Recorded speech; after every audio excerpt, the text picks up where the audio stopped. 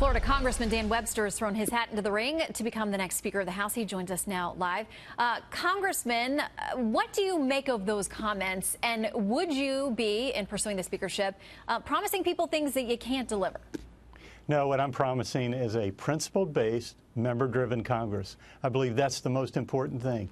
Power and principle cannot coexist. So what I would like to see is a Congress not governed by the top down in this big pyramid of power, but be it governed on principle so that every member has an opportunity to participate.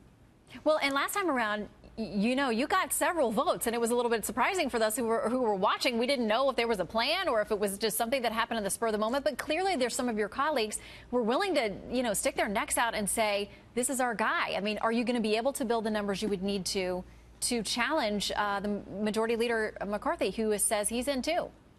Well, I think the real key here is I didn't cause a problem, I only exposed one. And the exposing of a problem is similar to what I did in Florida when I became the first speaker there, to operate a principle-based process as opposed to power-based. Because when you have principles, it doesn't really matter what the idea, who sponsors the idea. What matters is what it says. And I think that's the key. When you do that, you take up the most important issues first. I think the real problem here is every time and again, we run up against a deadline, and then the only decision is a bad one. Well, for instance, the continuing resolution and funding the government, I mean, is there going to be a point at when, you know, it goes back to regular budgeting, working through things versus these, you know, edge-of-the-cliff votes that you reference? I think one of the key things is to take up the most important things first. That's it. And I know in Florida when I did that, the session before I became Speaker, the first bill we took up was the naming of the state pie. That's the problem. That's what we do here.